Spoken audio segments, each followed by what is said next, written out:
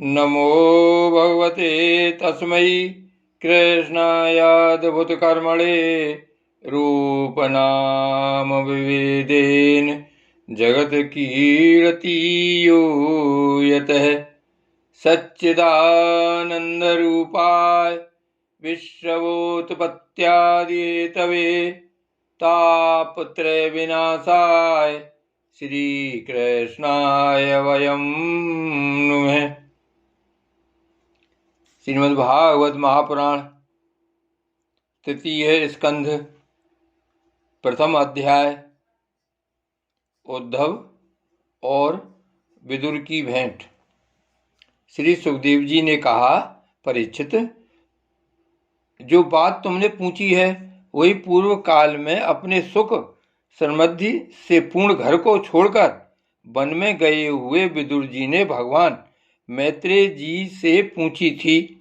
जब सर्वेश्वर भगवान श्री कृष्ण पांडवों के दूत बनकर गए थे तब वे दुर्योधन के महलों को छोड़कर उसी विदुर जी के घर में उसे अपना ही समझकर बिना बुलाए चले गए थे। राजा परीक्षित ने पूछा, प्रभु, यह तो बतलाइए कि भगवान मैत्रेय के साथ विदुर जी का समागम कहाँ और किस समय हुआ था। पवित्र आत्मा विदुर ने महात्मा मैत्रेय जी से कोई साधारण प्रश्न नहीं किया होगा, क्योंकि उसे तो मैत्रेय जी जैसे साधु शिरोमणि ने अभिनंदन पूर्वक उत्तर देकर महिमान्वित किया था।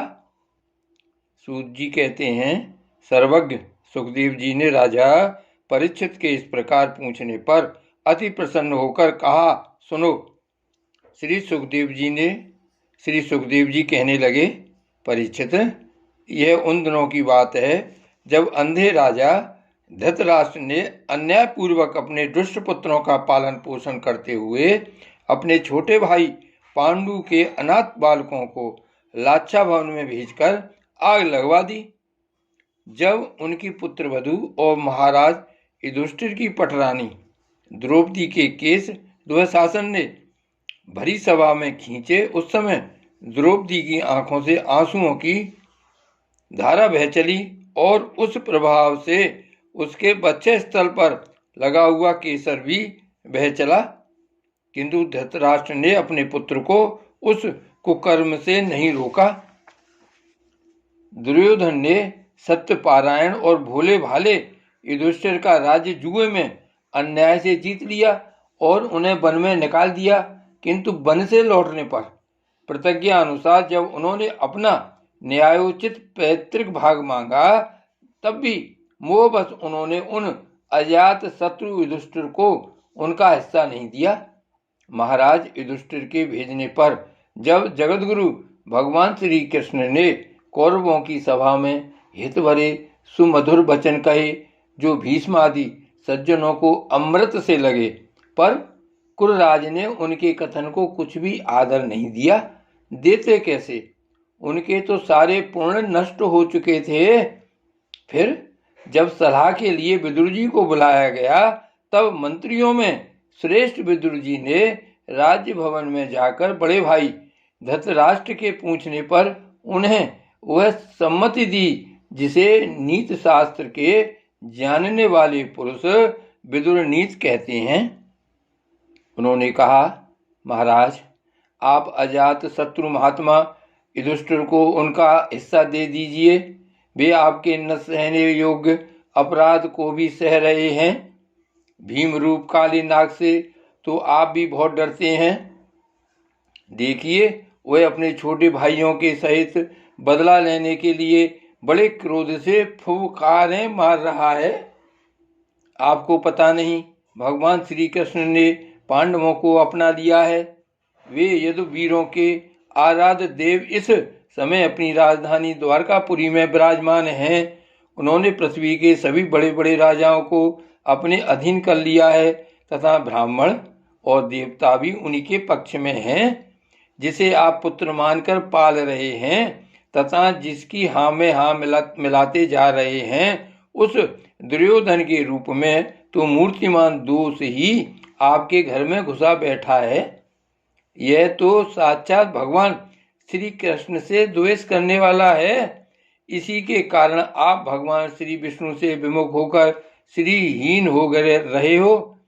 अतएव यदि आप अपने कुल की कुशल चाहते हैं तो इस दुष्ट को तुरंत ही त्याग दीजिए। विदुर जी का ऐसा सुंदर स्वभाव था कि साधु जन भी उसे प्राप्त करने की इच्छा करते थे, किंतु उनकी यह बात सुनते ही कर्ण, दुशासन और शकुनी के सहित दुर्योधन के होठ अत्यंत क्रोध से फड़कने लगे और उसने उनका तिरस्कार करते हुए कहा, अरे इस कुटिल दासी पुत्र को यहाँ किसने बुलाया है? यह कि जिनके टुकड़े खा खा कर जीता है, उन्हीं के प्रतिकूल होकर शत्रु का काम बनाना चाहता है। इसके प्राण तो मत लो, परंतु इसे हमारे नगर से तुरंत बाहर निकाल दो। भाई के सामने ही कानों में बाण के समान लगने वाले इन अत्यंत कठोर वचनों से मर्माहत होकर भी विदुर जी ने कुछ बुरा न माना और भगवान की माया को प्रबल समझकर अपना धनुष राजद्वार पर रख वे हस्तिनापुर से चल दिए। कौरवों को विदुर जैसे महात्मा बड़े पुण्य से प्राप्त हुए थे। वे हस्तिनापुर से चलकर पुण्य करने की इच्छा से भूमंडल में तीर्थपाद भगवान के क्षेत्रों में विचरने लगे, जहाँ श्री हरि, ब्रह्मा, रुद्र, अनंत आदि अनेकों मूर्तियों के रूप में विराजमान हैं। जहाँ जहाँ भगवान की प्रतिमाओं से सुशोभित तीर्थ स्थान, नगर, पवित्र वन, पर्वत, निकुंज और निर्मल जल से भरे हुए नदी, सरोवर आदि थे, उन सभी स्थानों में वे अकेले ही विचरते रहे। वे अवधूत वेश में स्वच्छंदता पूर्वक पृथ्वी पर विचरते थे, जिससे आत्मीय जन उन्हें पहचान न सकें।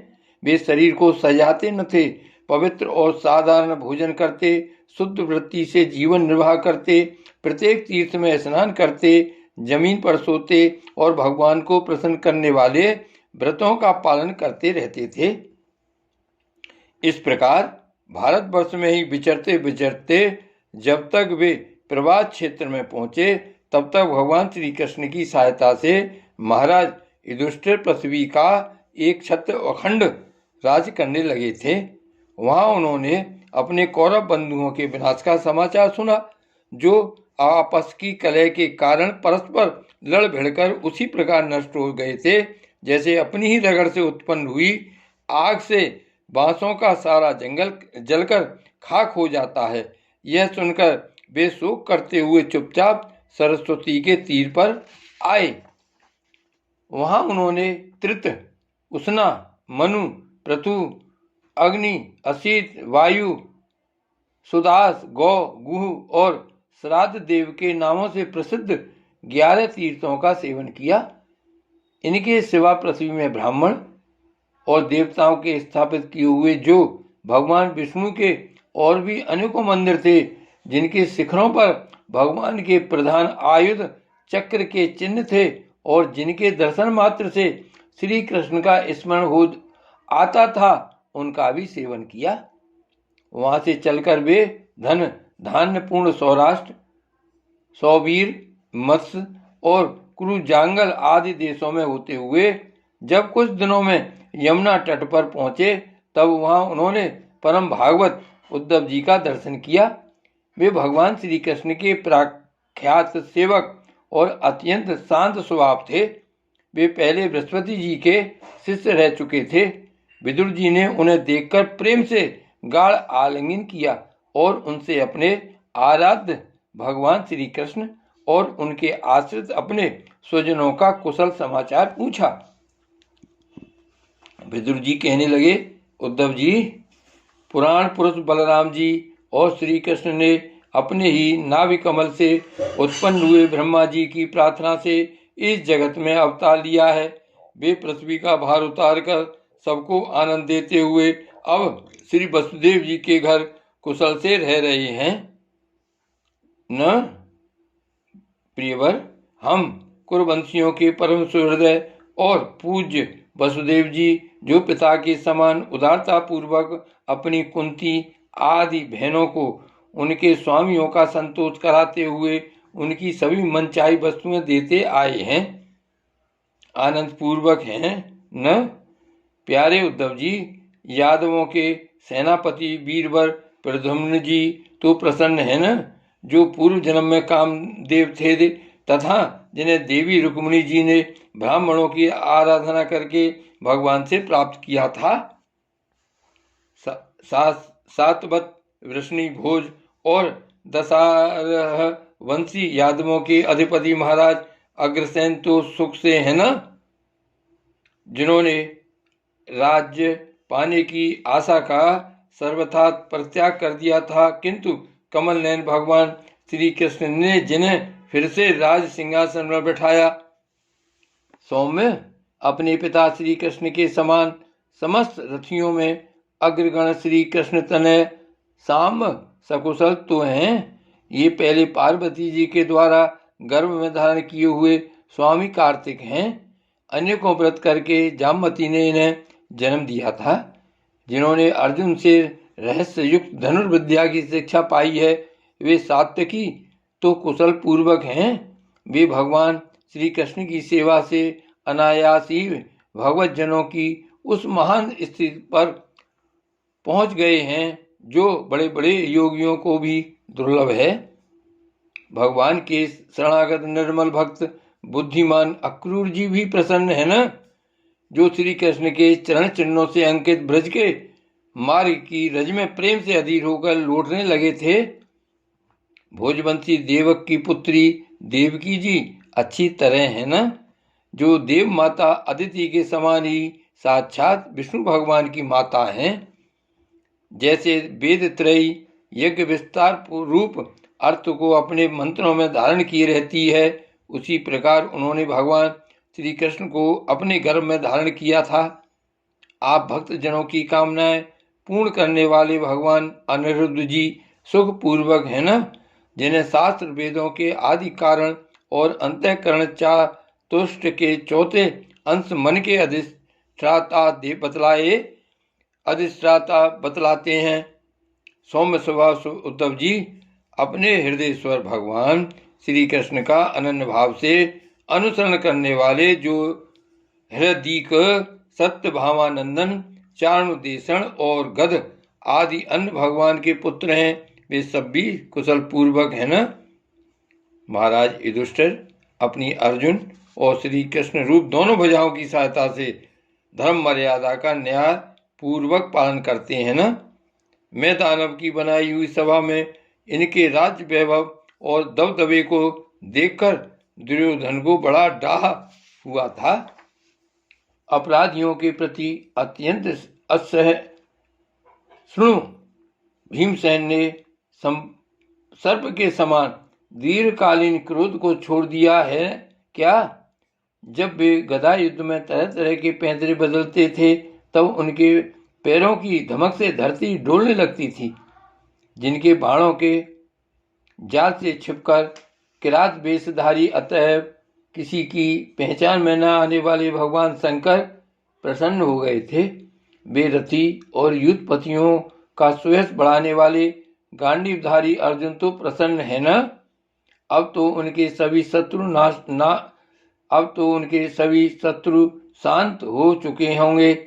पलक जिस प्रकार नेत्रों की रक्षा करते हैं, उसी प्रकार कुंती के पुत्र युधिष्ठिरादि जिनकी सर्वदा संभाल रखते हैं, और कुंती ने ही जिनका लालन पालन किया है, वे माद्री के यमज पुत्र नकुल सहदेव कुशल से तो है न।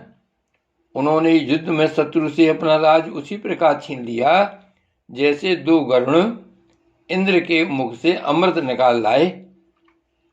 अहो, बेचारी कुंती तो राज ऋषि श्रेष्ठ पांडु के वियोग में मृत प्रायसी होकर भी इन बालकों के लिए ही प्राण धारण किए हुए है। रथियों में श्रेष्ठ महाराज पांडु ऐसे अनुपम वीर थे कि उन्होंने केवल एक धनुष लेकर ही अकेले चारों दिशाओं को जीत लिया था। सौम्य स्वभाव उद्धव जी, मुझे तो अधः पतन की ओर जाने वाले उन धृतराष्ट्र के लिए बार बार शोक होता है, जिन्होंने पांडवों के रूप में अपने परलोकवासी भाई पांडु से ही द्रोह किया तथा अपने पुत्रों की हाँ में हाँ मिलाकर अपने हित चिंतक मुझको भी नगर से निकलवा दिया। किंतु भाई मुझे इसका कुछ भी खेद अथवा आश्चर्य नहीं है। जग विधाता भगवान श्री कृष्ण ही मनुष्यों की सी लीलाएं करके लोगों की मनोवृत्तियों को भ्रमित कर देते हैं। मैं तो उन्हीं की कृपा से उनकी महिमा को देखता हुआ दूसरों की दृष्टि से दूर रहकर सानंद विचर रहा हूँ। यद्यपि कौरवों ने उनके बहुत से अपराध किए, फिर भी भगवान ने उनकी इसलिए उपेक्षा कर दी थी कि वे उनके साथ उन दुष्ट राजाओं को भी मारकर अपने शरणागतों का दुख दूर करना चाहते थे, जो धन विद्या और जात के मद से अंधे होकर कुमारगामी हो रहे थे और बार बार अपनी सेनाओं से पृथ्वी को कपा रहे थे।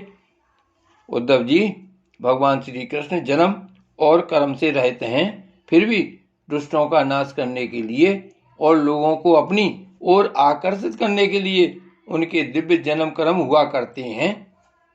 नहीं तो भगवान की तो बात ही क्या, दूसरे जो लोग गुणों से पार हो गए हैं उनमें भी ऐसा कौन है जो इस कर्माधीन देह के बंधन में पड़ना चाहेगा। अतः मित्र, जिन्होंने अजन्मा होकर भी अपनी शरण में आए हुए समस्त लोकपाल और आज्ञाकारी भक्तों का प्रिय करने के लिए यदि कुल में जन्म लिया है, उन पवित्र कीर्ति श्री हरि की बातें सुनाओ। श्री भागवत भगवान की जय। श्री गोवर्धन नाथ की जय। श्री वल्लभाधीश की जय। श्री श्याम स्वरूप यमुने महारानी की जय। श्री गोकुलनाथ की जय। जय जय श्री गोकुलेश, जय जय श्री गोकुलेश।